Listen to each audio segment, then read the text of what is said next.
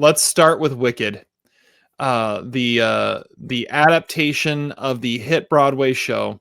I'm going to start this one out because of course I am. And Wicked, it is directed by Jon Chu, who is the one that did In the Heights. So he has some experience directing musicals to screen and adapting them to screen.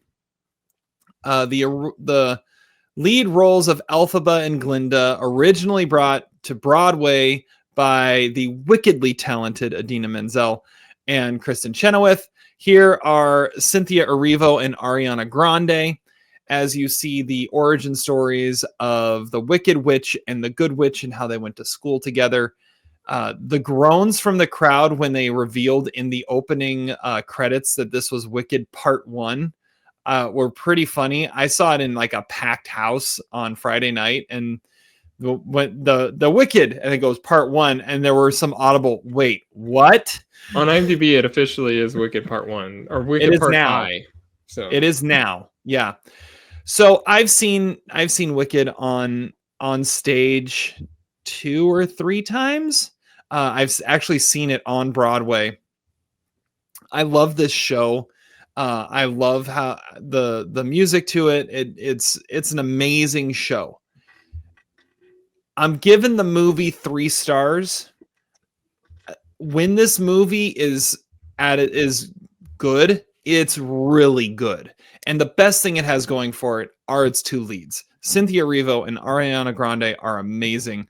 Cynthia Erivo is stunning in this movie. Ariana Grande is the perfect Glinda. Like, high war potential, like Ariana Grande is Glinda. I don't know if anyone else around could do it quite like she does in this movie. And their chemistry together is awesome, especially once you get past them being enemies and they start to be friends. There's some great stuff that happens there. They really expanded this thing out to make it a 2-parter. Like, the show is in total 2 hours and 40 minutes, and part 1 is 2 hours and 40 minutes. And one of the things I noticed is as they extended it and they were developing these characters more, it felt like the songs didn't fit as well with the tone of where the movie was.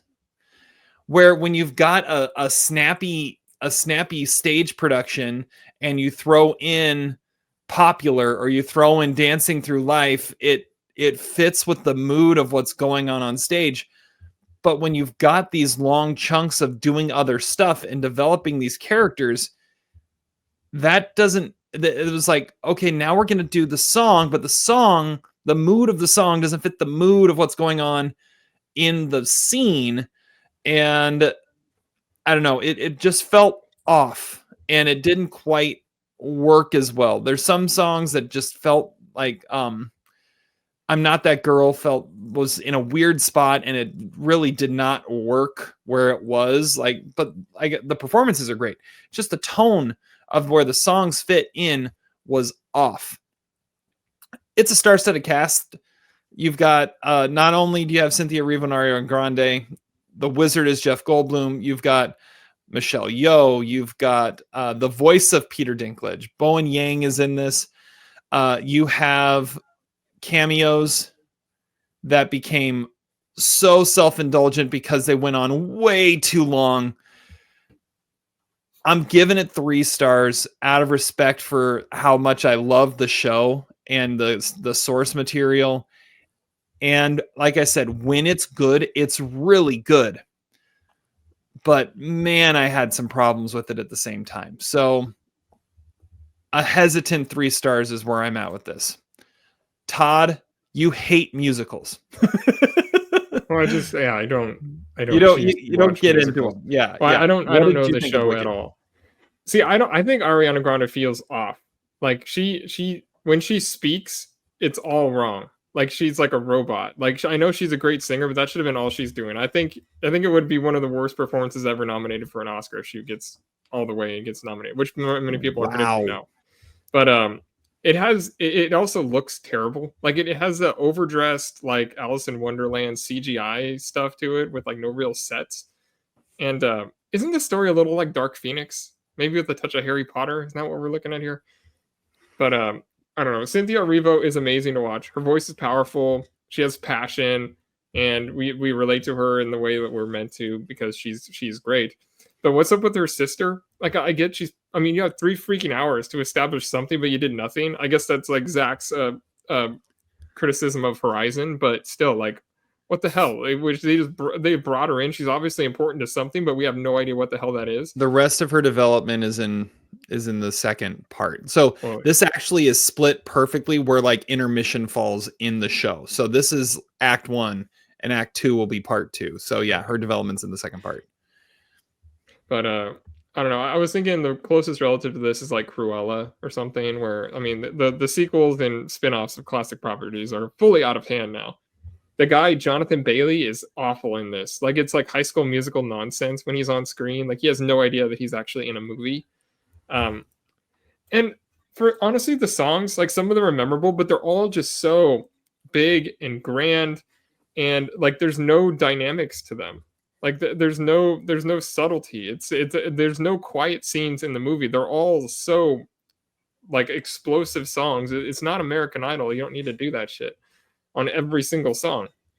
But I also think there's quite a bit of Barbie in this, especially when they get to Barbie Land and you have those cameos and stuff. They're all dancing around and acting ridiculous. Like that definitely reminded me of Barbie. This could have been an animated movie. It wouldn't have lost anything. But I suppose I'm intrigued by where the story goes because I don't know the play. I mean, I don't know how you could know the play and then still be excited about this release strategy where, yeah, this is twice as long and very stagey at the same time, and they're released a full year apart from each other. That can't be very exciting. But honestly, the one thing I was running through my head was like, why can't she fly right away when the monkeys could? You know, like while she's defying gravity, that's what I was thinking about. And when she's singing the Regal Unlimited theme song, I was like, why couldn't she fly right away with that broom? I don't know. It didn't make much sense. I'm at like a low 2.5 stars. I mean, I wasn't bored for 2 hours and 40 minutes, but I mean, I'm just like, this is what this is. This is what we're thinking is a chance at Oscar nominations. Okay. I don't disagree with a lot of what you said. I will completely disagree with Ariana Grande. Like that's what Glinda's supposed to be. She's not supposed to be able to speak. Well, like no, just like I don't know. She fit like the persona of what it needed to be. She was like perfect. Okay. Like think about it. This was originally Kristen Chenoweth. Like she's perfect for what it's supposed to be.